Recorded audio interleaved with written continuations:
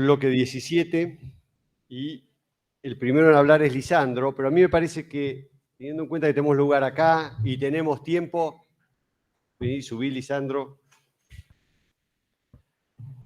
Si les parece, vamos a tratar de cumplir el horario en los 5 minutos del ponente y así nos queda más tiempo también para el debate, que es enriquecedor. Bueno, buenas tardes. No llego a 5 minutos, menos. Nada, el título SAS 2025 tiene que ver con mi idea o mi deseo de que reformemos la ley de SAS o que tengamos una nueva ley de SAS para el Congreso de Tucumán, para que la podamos debatir. El derecho cambia rápido, el legislador siempre llega tarde, siempre viene detrás de los vínculos económicos, y creo que ya estamos en condiciones de, o por lo menos yo, de proponer nuevas reformas.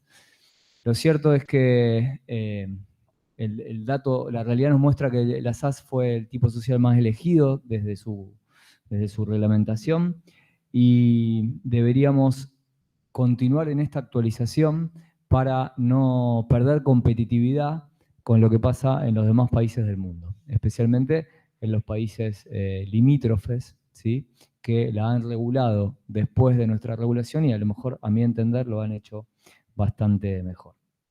Dentro de estas propuestas, primero estaría bueno remarcar que tenemos un artículo que es el 150 del Código Civil y Comercial de la Nación, que nos da una pirámide normativa para las personas jurídicas y que dice que primero es la ley, normas imperativas de la ley especial, luego normas imperativas de la ley general y entender o que resuelva lo que yo considero que está resuelto, pero que lo resuelva en el sentido de que no, la Ley General de Sociedades no es ley especial para las SAS.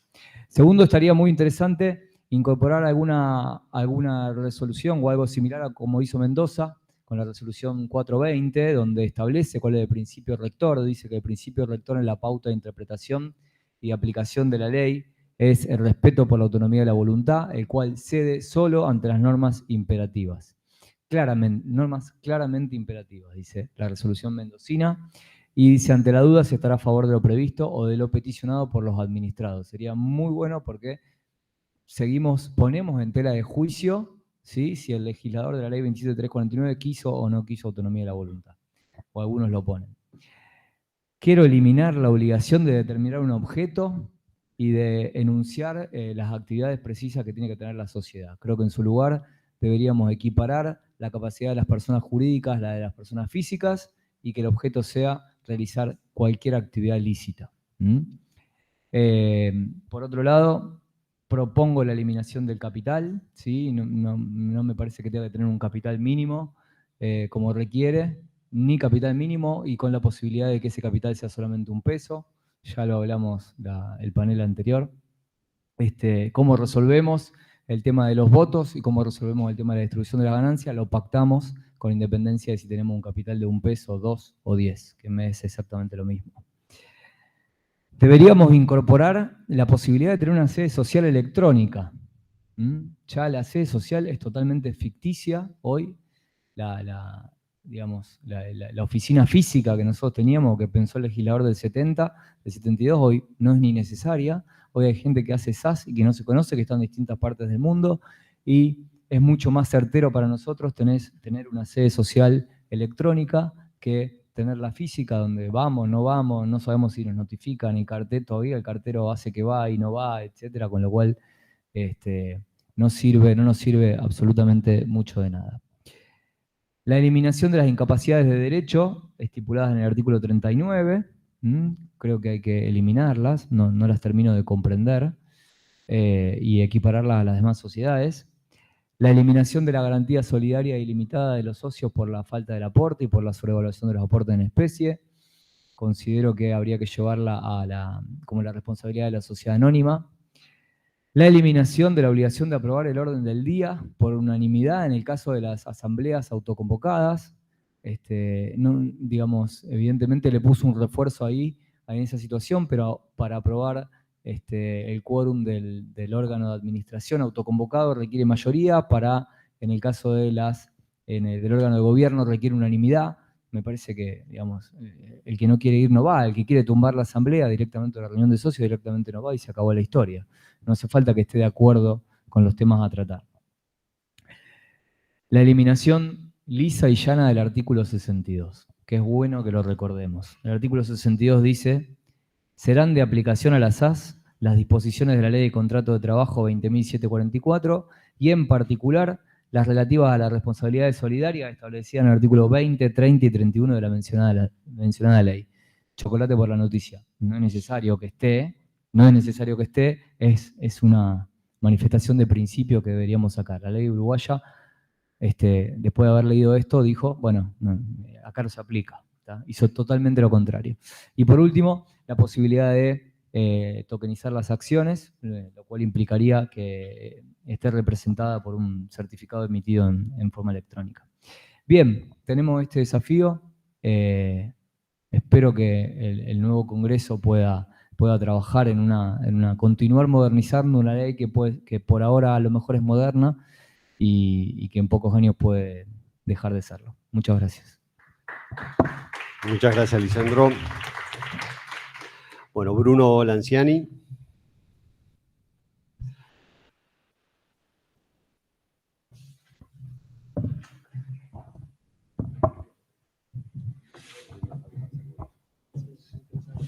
Bueno, muchas gracias y gracias por estar. Es la hora quizás más crítica. En el almuerzo tuve que ceder parte de mi comida para tener cuerpo y mente en la ponencia.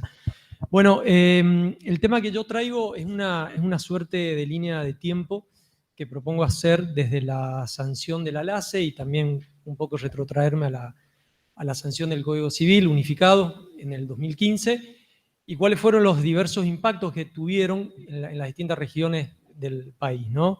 Entonces, los invito a leer la ponencia, voy a hacer una breve síntesis de la misma. El segundero. La ponencia lo que propone es analizar y hacer un análisis de valor respecto a la unipersonalidad. Bien, venimos de un antecedente previo que es la unificación del Código Civil y Comercial en el 2015, donde si bien hubieron y existieron reformas que fueron muy positivas a la Ley General de Sociedades, lo cierto es que, más allá del mensaje de elevación que fue aplaudido, cuando nos encontramos con la SAU, nos encontramos que tenía que tener un directorio con 3 directores y una sindicatura con 3 personas, con 3 síndicos.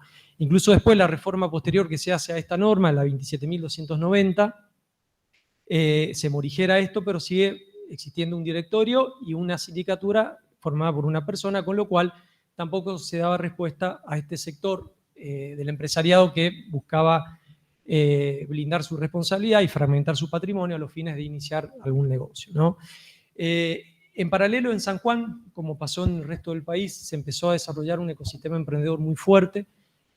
San Juan hizo una lectura política muy interesante de esto y empezó a destinar muchos fondos públicos como Capital Semilla, aparecieron muchas incubadoras, también públicos privadas. Nosotros participamos con mis compañeros de trabajo en trabajar, en formar este ecosistema. Y la realidad que empezó a traccionar tanto que era algo muy lindo ver, ¿no? Incluso San Juan, desde lo político, se firmó en el año 2019 el Acuerdo San Juan, donde entre otras cosas me tocó intervenir en la parte técnica de la Unión Industrial San Juan. Una de las cosas que se propusieron y que el legislador nuestro abrazó era la exhibición del impuesto de sellos y algunos beneficios también impositivos para todo trámite societario que se tenía que realizar en nuestra provincia. En paralelo, el órgano registrador en nuestra provincia difiere de algunas. Les cuento, nosotros en San Juan tenemos una justicia que está dividida por competencias, por especialidad. Hay un juzgado comercial que tiene bajo su órbita de injerencia el registro público de comercio. Por aquel entonces se habían registrado 15 SRL, 3 sociedades anónimas y 90 SAS, de las cuales el 30% eran unipersonales y nosotros desde nuestro estudio habíamos constituido no menos de 10. En esta línea temporal, en el año 2020, empiezan a aparecer este vendaval de reglamentaciones y de ataques que sufrió la LACE, particularmente la SAS por parte de la Inspección General de Personas Jurídicas, donde aclaro que no es objeto de la ponencia referirme a ella, pero se estableció un plazo de vigencia de la sociedad que no estaba establecido en la norma de fondo, se estableció la obligación de emitir y presentar balances anuales, que tampoco estaba previsto en la ley de fondo. Se habló esto que el capital social tenía que tener cierta relación con el objeto, lo cual es una discusión que ya entiendo, y como lo dijo quien me precedió en la palabra, no tiene mucho sentido seguir realizando. ¿Cuánto puede saber un registrador qué capital mínimo necesita una empresa para hacer una actividad de construcción, para una empresa de software o lo que sea, ¿no? Y sí me detengo esto en la ponencia, en esta parte, porque si bien no hago no hay una opinión personal mía en relación a estas injerencias que tuvo la IGJ, y entiendo que esta ley no puede ser mejorada, pero entiendo que esas mejoras no pueden venir por parte de reglamentaciones que dependan de un criterio temporal de una persona que está a cargo de una función. Bien, porque ahí lo que se resiente es la estructura misma de la economía regional argentina, y sobre todo en regiones como la nuestra, la provincia de San Juan, estamos muy limitados en nuestros recursos. La verdad que, hasta mis 4 minutos, me queda el último. Bueno, entonces, en esta línea temporal nos encontramos con un cambio de criterio ya en el año 2020, cuando ya se habían registrado muchísimas sociedades anónimas, sociedades por acciones simplificadas unipersonales, donde el Registro Público de Comercio dicta un fallo en una causa, en una registración que hicimos nosotros. Casualmente era una empresa, una software factory, que había sido iniciada de manera unipersonal, y se dicta una sentencia por el registro que dice que no resulta posible la unipersonalidad social y de actuación orgánica por el único socio, ni aún en la SAS, ¿no? Si uno se mete, los invito a leer el fallo, básicamente lo que dice es que si bien la SAS tiene prevista la actuación unipersonal, pero en forma derivada, no puede hacerlo de forma originaria, ¿no? Esto es una interpretación, ¿no?, del artículo 49, segundo párrafo. Entonces, lo que plantea la ponencia, ya para concluir, es que la interpretación en cuanto al plexo normativo que va a regular la SAS que hace esta sentencia pone antes que cualquier otra cosa el Código Civil y Comercial y la Ley General de Sociedades, dejando las normas de la LACE a un costado. La ponencia termina concluyendo que las normas que deben regir este instituto son las normas no disponibles de la LACE, el instrumento constitutivo, por supuesto, supletoriamente la Ley General de Sociedades en la medida que se concilien con la LACE, y por último el Código Civil y Comercial, ¿no?, y el artículo 150 que regula todo lo que es las personas jurídicas. Por último, a modo de conclusión, la Argentina tiene que ser interpretada permanentemente con un carácter muy federal. Es un riesgo no hacerlo, porque todo lo que sucede en la capital repercute en nuestras regiones, y es un problema para quien invierte y para que empieza una actividad riesgosa, es verdaderamente un problema, ¿no? Y a modo de reflexión me quedo con una frase del maestro Lepera que me encanta, y es que la unipersonalidad preocupa mucho más a los profesores que a los comerciantes, que son los que hacen la economía regional. Muchas gracias.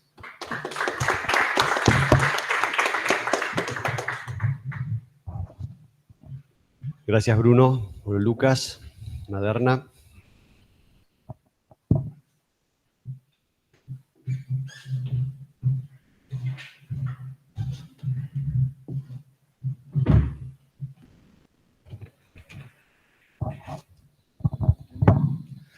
Bueno, en esta ponencia lo que proponemos debatir o quizás reflexionar es sobre el carácter actual que tiene uno de los principios sobre los cuales se ha estructurado nuestro derecho de sociedades y en general el derecho de sociedades de todos aquellos países de tradición continental europea. Y me refiero al principio de comunidad de riesgos, es decir, ese principio que impone y obliga a los socios a compartir las ganancias y las pérdidas de la sociedad, que actualmente lo encontramos en nuestra ley de sociedades, en la parte final del artículo 1 y en las cláusulas leoninas del artículo 13. Tradicionalmente, y probablemente sea aún la doctrina mayoritaria, se considera que la comunidad de riesgos es el elemento esencial y la causa fin del contrato de sociedad. Es decir, que sería el dato que permite distinguir al contrato de sociedad del resto de los contratos y en particular de los contratos asociativos no personificantes. Bueno, me parece que esta concepción está en crisis fundamentalmente desde la incorporación de las SAS a nuestro ordenamiento jurídico, dado que no tenemos una norma similar en la LASE y no parece, o al menos está bastante debatido, que la norma imperativa del artículo 13 aplique a las SAS, donde todos sabemos que prevalece la autonomía de la voluntad o que los socios tienen un amplio margen de libertad para regular lo que es el contenido del instrumento constitutivo. En consecuencia, cabe preguntarse si el principio de comunidad de riesgos es realmente el verdadero elemento esencial y causal del contrato de sociedad y por lo tanto obligatorio para todos los tipos sociales, incluida la SAS, o bien si se trata de un elemento natural, potencialmente presente en todas las sociedades, pero que los socios de la SAS lo pueden dejar de lado en el estatuto. Es decir, yo personalmente me inclino más por esto último. Es decir, aunque actualmente sea imperativo para los tipos sociales de la Ley General de Sociedades, no me parece que el principio de comunidad de riesgos sea un principio inalterable, cuyo abandono en la SAS importe básicamente la destrucción de las bases del derecho societario. Por el contrario, parece más un dato contingente a la existencia de la sociedad, como por ejemplo lo es la pluralidad de socios o la unipersonalidad societaria. Es decir, hoy en día todos admitimos que pueden existir sociedades conformadas por un solo socio, y también admitimos la plena validez de aquellas sociedades que no están constituidas conforme uno de los tipos sociales previstos en la ley. Sin embargo, todavía hay cierta resistencia a aceptar un tipo social en el cual uno de los socios puede no participar de las ganancias o puede ser liberado de contribuir en las pérdidas.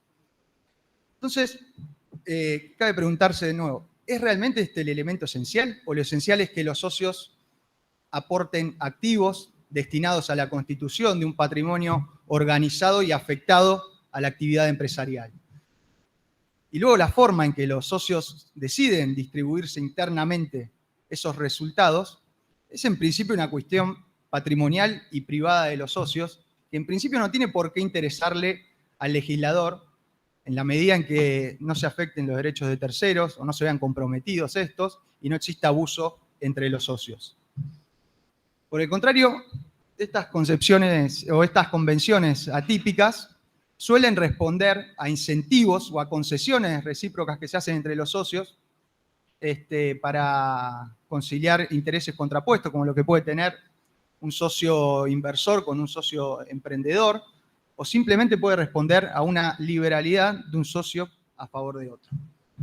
Y a esto debe sumarse que el Código Civil y Comercial recepta expresamente a la causa fin subjetiva, de modo que los motivos individuales de los socios integran la causa del contrato en la medida en que sean lícitos, sean esenciales y estén expresa o tácitamente incorporados en el acto. Por eso me parece que es posible pactar en el estatuto de una SAS, por ejemplo, que un socio renuncie a su derecho de participar de las ganancias y que lo haga a favor del resto de los socios, de uno solo o quizás de un tercero, que la sociedad no repartirá ganancias y que los socios recibirán quizá una retribución como administradores de la sociedad o por prestaciones accesorias que le presten a la sociedad. También que un socio asegure a otro socio el pago de un dividendo fijo en el supuesto en que los resultados de la sociedad no sean suficientes para cubrirlo. Y también que un socio sea liberado de contribuir en las pérdidas. Por supuesto que el riesgo no se le puede transferir a los terceros. Pero ¿por qué no se puede transferir internamente? Porque un socio no puede ser liberado de soportar las pérdidas si las mismas son asumidas por el resto de los socios o por uno de ellos, porque incluso tal incentivo puede ser la moneda de cambio que, por ejemplo, permite incorporar a un socio con cierta aversión al riesgo, pero cuya incorporación al elenco de accionistas pueda ser determinante para el éxito de la sociedad. En definitiva, me parece que, aunque una determinada convención pueda parecer abusiva o injusta a los ojos de un tercero, es preciso atender a las circunstancias de la negociación. Porque si la decisión fue adoptada con discernimiento, intención y libertad y no se afectan los derechos de los terceros, me parece que esa decisión debe ser respetada por el intérprete y asumida por el titular del derecho renunciado o de la obligación asumida, aunque las consecuencias de esa decisión se aparten de las expectativas que inicialmente la motivaron. Porque en definitiva me parece que de eso se trata, como señala el lema de este Congreso, la libertad bajo responsabilidad. Muchas gracias.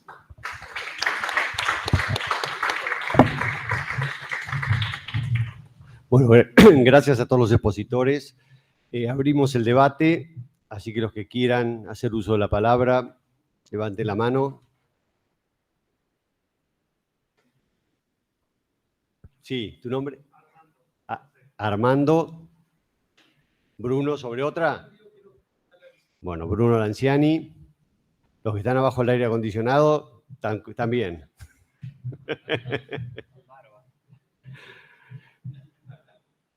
Bueno, y me voy a anotar yo también, ya que tenemos tiempo. ¿Son 2 minutos? Exacto. Bueno, Armando. Toma, pará. Ya se las introduce.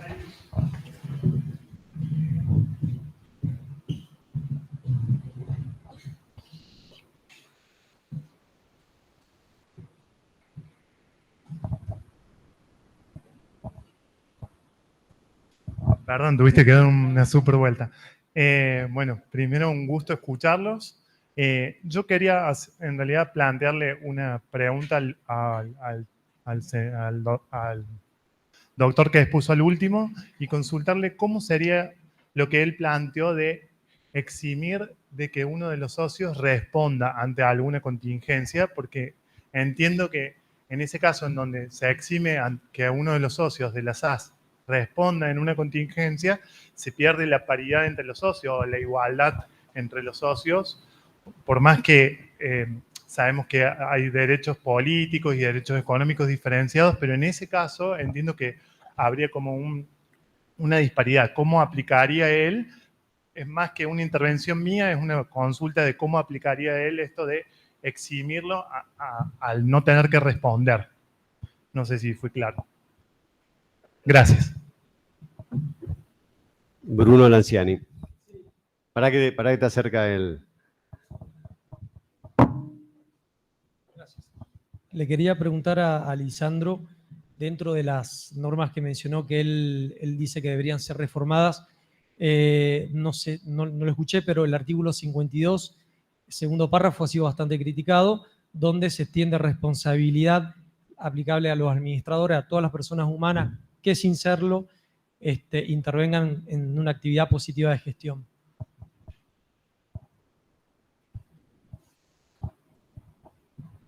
Bueno, yo aprovecho también a hacer algunas acotaciones y preguntas.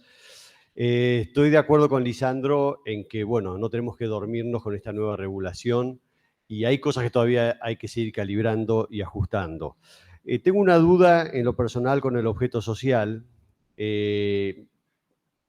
O sea, a ver, una teoría ultravires ortodoxa ya no, porque no es en protección de terceros, sino que se ha demostrado que es todo lo contrario.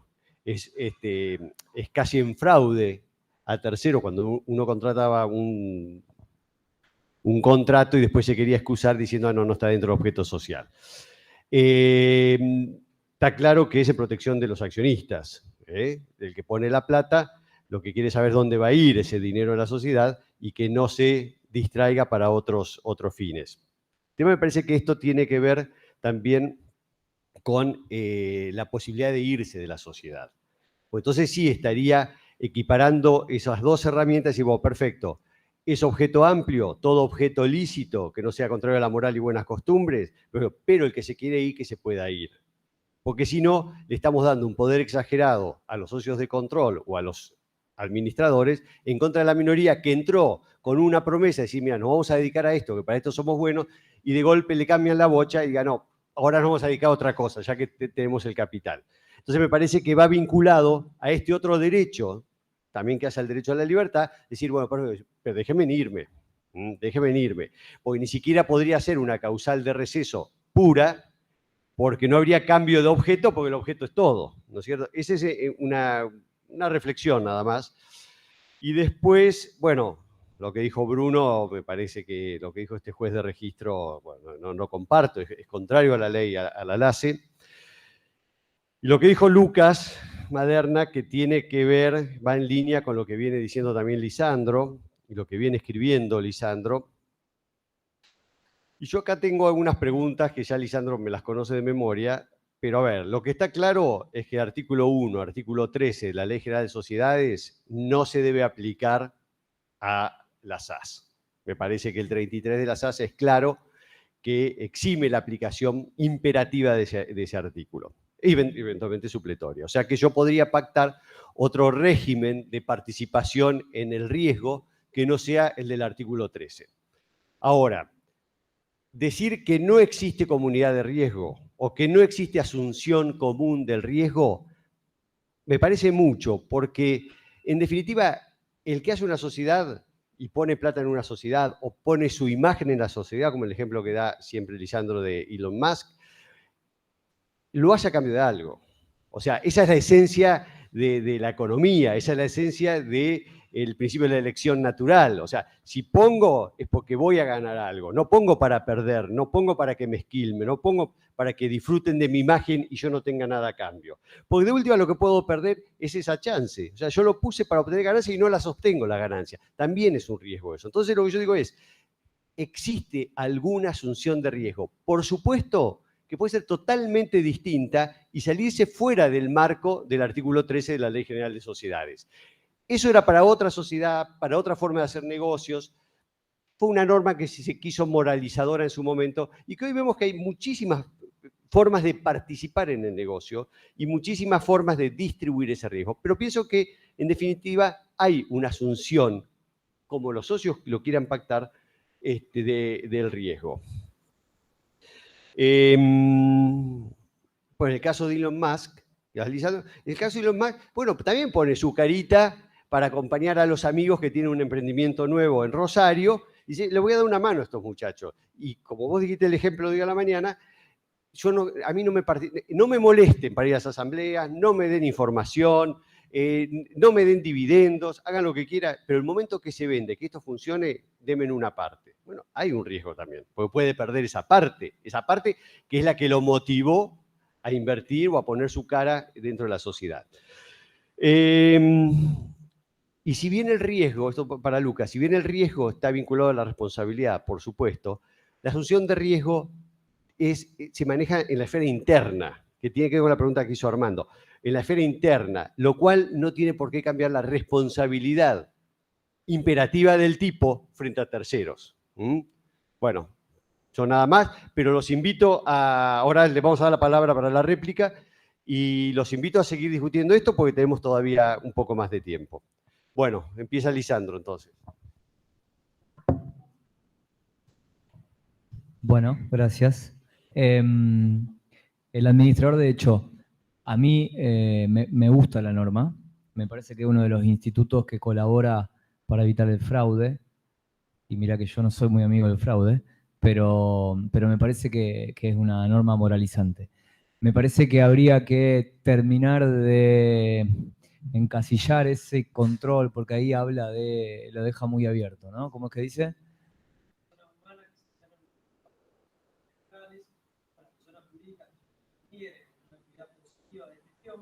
Administración o dirección de la sociedad, claro, incluirán las mismas responsabilidades aplicables a los administradores y su responsabilidad se extenderá a los actos en que no hubieran intervenido cuando su actuación administrativa fuera habitual. Bueno, ahí hay un punto con el tema de la persona jurídica y el control, etcétera, porque ya he escuchado alguna doctrina que la amplía mucho a lo que estaba entendiendo la ley, entiendo yo que es el administrador de hecho. Dieguito, estamos de acuerdo, estoy 100% de acuerdo. Ahora, lo que yo quiero tumbar es la comunidad de riesgo, que vayamos juntos en el riesgo. Una cosa es que cada uno tenga su riesgo y otra cosa es que vayamos juntos en eso. Vos me estás planteando, hay un riesgo, claro. Es el riesgo común del negocio. Sí, cada uno tiene su riesgo. El riesgo no es repartir las ganancias y soportar las pérdidas. Cada uno tiene su riesgo. Si yo no puedo, en el ejemplo de Elon Musk, si yo no puedo vender la empresa, el riesgo será que no la pueda vender y el riesgo de Elon Musk será que no pudo sacar la ganancia durante todo ese tiempo. Con lo cual, ahí hay una diferencia entre si corro un riesgo y si ese riesgo es común con el riesgo de mi socio. Sí, sumado a eso, por supuesto que el riesgo común del negocio siempre está. Si esa empresa va a la quiebra, en principio todos van a perder aquello que aportaron. El tema está en que lo que yo planteaba es la distribución interna de los riesgos. Por ejemplo, que Lisandro me asegure a mí que en caso de que haya que afrontar y asumir las pérdidas, él va a salir a responder por mí. Y en su caso, mi riesgo estará en poder cobrar a Lisandro ese aseguramiento que hizo sobre mis pérdidas.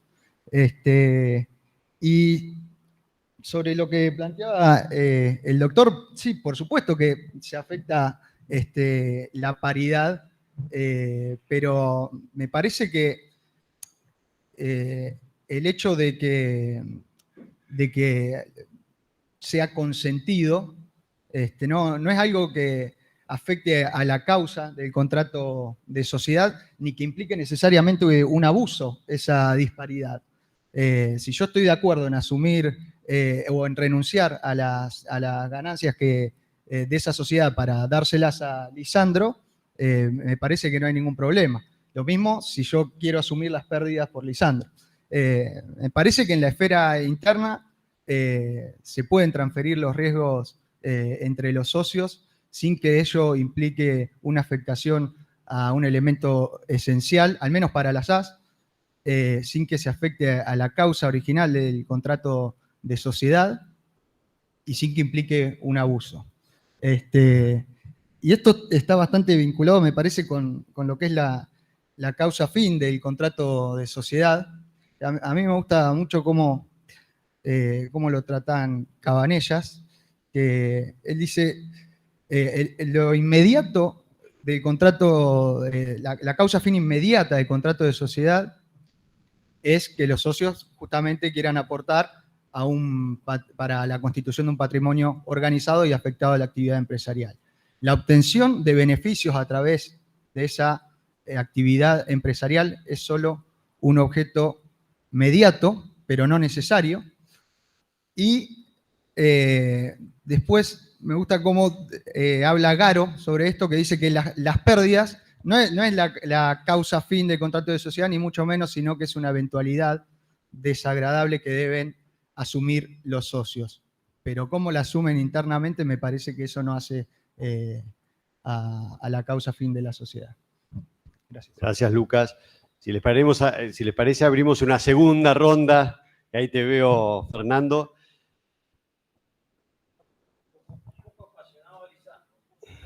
Lo vas a pinchar. Porque es la hora de la siesta. No, a ver. En realidad he notado así sueltas varias reflexiones, ¿no? Más que críticas. Que pido disculpas, no escuché las exposiciones de las ponencias o escuché una parte nada más de la última. En primer lugar, te acabo de escuchar decir con absoluta convicción que el artículo 1 de la Ley General de Sociedades no se aplica a las SAS. Lo cual, claro, nadie lo aplaudió, eso no. Pero, a ver, no, y coincido absolutamente. Lo que pasa es que nos cambiaron el concepto de sociedad. Me parece que este es el tema. Entonces, una sociedad es la SAS y otra sociedad es la de la Ley General de Sociedades. El artículo 1 lo dice. La ley regulada o sea, la sociedad es tal cual está regulada en la ley. Obvio, claro. Sí, habrá sociedad conforme a los tipos previstos. Entonces, estamos hablando de dos conceptos de sociedad, con lo cual la sociedad, claro, ¿qué es la sociedad? Porque a su vez también yo necesito distinguir cuando viene un cliente y nos dice, doctor, nos cuenta el caso y dice, ¿esto es un condominio o es una sociedad? Si es un condominio, yo puedo plantear la división de inmediato. O sea que necesito distinguirlo de la sociedad. ¿Qué es la sociedad entonces? Y ahí no voy a dar la respuesta tampoco eso, no sean ilusiones. Pero me parece que ahí sí entramos en un positivismo, si se quiere, que yo creo que es entendible en la medida que lo que ha cambiado, y me han escuchado ya decir 1.000.000 de veces, es los bienes que se aportan. O sea, cuando decimos no hay riesgo, cuando yo pongo mi nombre en una sociedad, aunque ponga solamente mi nombre, ya estoy poniendo mucho. Esta mañana el Daniel Vítolo lo ejemplificó con la anécdota esa del presidente Alvear caminando del brazo con un señor por la avenida Florida hasta Avenida Mal. Entonces, hay riesgo. Pongo, aunque sea mi buen nombre y honor, Elon Musk no pone el nombre en cualquier lugar, ni ninguno de todos estos gurús y demás. Son tipos que se cuidan especialmente de eso porque la imagen de ellos vale mucho y es un activo que vale mucho. Y de ahí vamos a los seguidores de Instagram, vamos a todo lo que quieran como activo. Entonces, me parece que lo que ha cambiado es esta mirada, y coincido con lo que vos decías, digamos, pero a su vez necesitamos, o sea, el riesgo sigue existiendo, sería mi conclusión, pero lo que se aporta es diferente. No pretendamos el riesgo de tener que venir y poner dinero, de tener que venir y poner tiempo. Con una idea que yo aporte ya estoy arriesgando y se la estoy dando a alguien y no se la estoy dando a otro. Y me parece también que en esto tenemos que irnos amoldando porque cuando lo discutimos en Rosario, en las jornadas de SAS, me acuerdo que en el panel que compartimos, Diego, hicimos referencia a esto. Y vos dijiste, bueno, aunque sea algún riesgo tiene que haber porque si no, ya estoy hablando de otro contrato y no estoy hablando del contrato de sociedad. Pero hace 30 años atrás nosotros concebíamos la posibilidad de una sociedad unipersonal, de ninguna manera. Y hoy no tenemos ningún problema en dejarla pasar. Entonces, me da la sensación de que el tiempo también nos va trabajando en este sentido y vamos llegando a esta aceptación de algo que nos parecía inaceptable y que hoy de alguna manera lo aceptamos. Y para cerrar, en el Almacén de Derechos se llama el sitio de Alfaro Águila Real, que lo recomiendo, un español, que ¿Almacén se llama así? Estoy diciendo. Sí, Jesús Alfaro. Jesús Alfaro. Lo último que sacó es que va a sacar un libro, ahora que el libro todavía no está, pero hace referencia a la personalidad jurídica, pero refiriéndose a la patrimonialización. Dice, mira, acá en definitiva lo importante es la separación de patrimonio. Después podemos nosotros hablar de lo que pretendamos, pero esto, a ver, en el siglo XII, ya Inocencio IV, ¿cómo se llamaba? El Papa, que fue el primero que habló de esta personalidad jurídica, mucho antes que Savigny, inclusive y demás, y aceptaba esta patrimonialización, inclusive decía, aunque tuviera una sola persona, ya lo decía en el siglo XII. Entonces, creo que un poco la evolución sería esa. Al final no te critiqué, ¿viste? Estoy de acuerdo con vos. Sí, agrego una cosa. Es muy llamativo ese dato de Inocencio IV, porque cuando uno trata de buscar el origen de la personalidad jurídica de las corporaciones, se da cuenta que fue Sinibaldo dei Fieschi. Sinibaldo dei Fieschi después diventa Inocencio IV, el Papa Inocencio IV, él era un estudioso de Bolonia, un glosador de Bolonia, y él trata de justificar cuando el Imperio Romano, o sea, el Imperio Romano de Occidente y de Oriente, devuelve los bienes a la Iglesia. Entonces, hay un concilio. Entonces, bueno, ¿a quién se la devuelve? ¿A los feligreses o se lo devuelve a la Iglesia como institución? ¿Y por qué a la Iglesia como institución? Bueno, había que reconocerle una personalidad jurídica.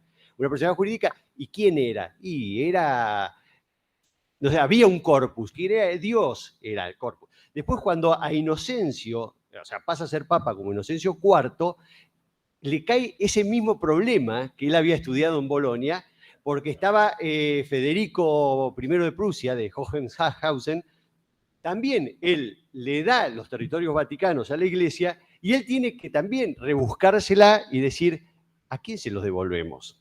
O sea, ¿a todos? No, a la Iglesia. ¿Y la Iglesia qué es? Y es una persona jurídica, es distinta de los que la integran. Entonces, y mucho antes, como decís vos, de toda la seguidilla de alemanes, de Pufendorf, de Gierke, de Heinz, de todos los que vienen después. Es increíble, ¿no?, que sea eso. Y es interesante el aspecto económico también.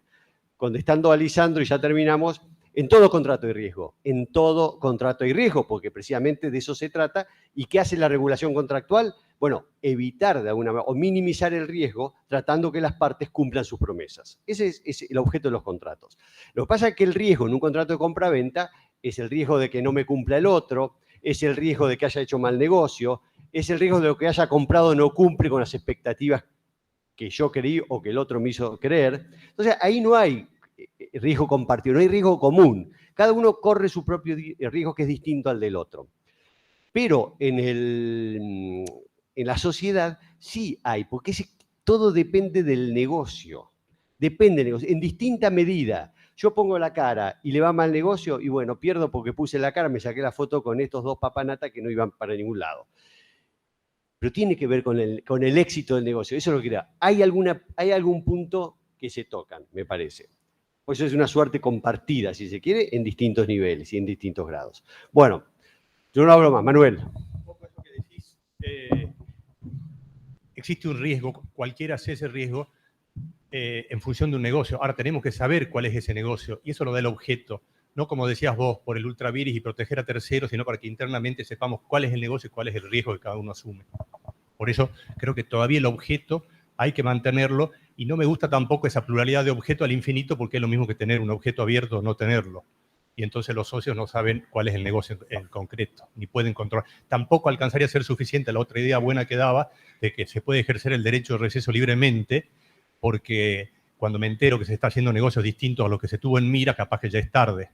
Creo que todavía el objeto es importante mantenerlo. ¿Alguien más quiere hacer? Sí, Lisandro. No, me olvidé el tema del objeto. A ver, es la posibilidad de que tengamos como objeto toda actividad lícita, ¿tá? Lo que no implica que sea obligatorio, con lo cual, si yo quiero asegurarme como minoría en el momento inicial de que el dinero se dedique a la construcción, hago poner en el objeto que se va a dedicar a la construcción. Si yo quiero poner que sea toda actividad lícita, puedo pactar un derecho de retiro cuando tenga ganas o no lo puedo pactar. Todo depende, pero siempre tengo que tener la posibilidad de que la ley me lo permita hacer. A eso es lo que iba. No digo que tenía que ser, mucho menos de parte de mí, imperativo de que el objeto sea toda actividad lícita, sino que tiene una posibilidad de que las partes lo acuerden. Vale la aclaración. Bueno, si no hay más nadie que quiera hacer uso de la palabra, damos por finalizado este bloque. Muchas gracias por haber estado acá. Y a los ponentes.